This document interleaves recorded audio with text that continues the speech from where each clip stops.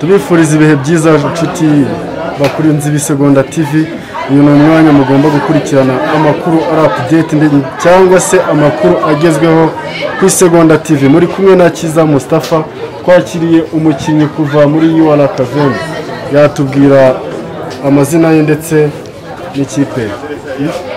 Mwakoze, yitwa Nyandwi Christian, umukinnyi wa UR Academy Isoko Campus. Mwamwumvise ni Nyandwi Christian. Nyandwi Christian, ni ubwa mbere mwitabiriye iyi mikino. Iyi mikino mwayibonye gute? Imikino iri ku rwego rwiza, ni ubwa mbere nyine, ariko ifite abakinnyi beza, ni byiza. Ni shampiyona iri ku rwego rwo hejuru, iri well organized. Ndakeka ubutaha bizagenda neza. Ubutaha bizagenda neza. Ese mwagiye mukora amakosa menshi mu mukino, ndetse uko imikino yagiye ikurikirana mugenda muzamura urwego tukabibona, ubona ari nk'iki mukwiriye kwiga muri iyi mikino nk'ikipe yanyu? Icya mbere ni amategeko, kandi amategeko ndumva tuvuye hano tuyakapitalize yose. Icya kabiri ni imyitozo myinshi n'imikino ya gicuti, kuko ni ngombwa ko dukina n'abaturusha kugira ngo nabo tubigireho, ubutaha tuzaza tumeze neza. Ese nk'ikipe yanyu ni izihe mbogamizi mwahuye nazo kujya imbere y'uko muza gukina iyi mikino? Icya mbere nta tere dufite, dukina nyine kuri file twikoreye. nkaba numva byazaba byiza igihe twazaba dufite tere ndetse n'ikibuga cyiza. nko gushimira no gusaba, n'icyo wabwira leta muri rusange imikino y'abafite ubumuga ubona igenda izamuka buri munsi, ukurikije n'ikipe yanyu, n'iki wabwira leta usaba unashimira?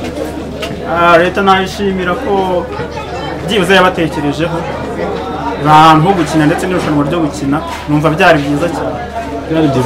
Icyo nasaba cyo ni ukongera ibibuga mu gihugu, kuko haracyari uturere twinshi tudafite tere, tujya gukina tere mu kandi karere. Numva bongeye ibibuga bagategura n'amahugurwa menshi, byazaba byiza kurushaho.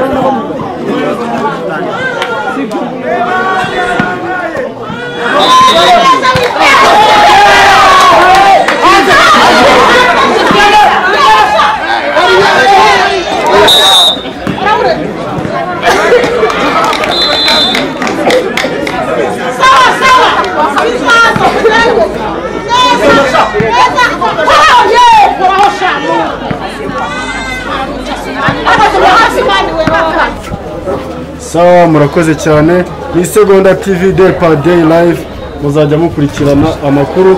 Kora subscribe kugira ngo ubone izindi video zose zizajya zikurikirana.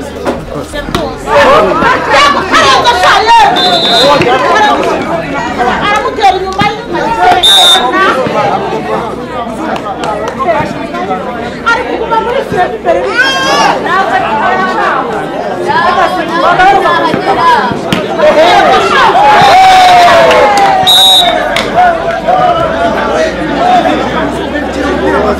Agora kurenza wakarisha gerageza iwacu ujugunyesha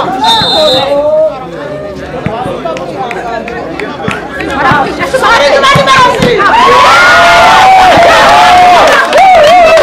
Nimani kujya subira inyuma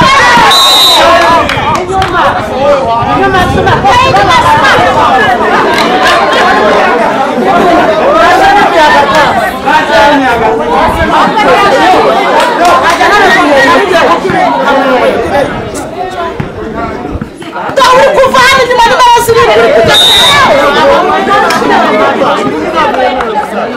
muri sitting uzanyisha passa nessa subira inyuma n'abasiri kuva muri fino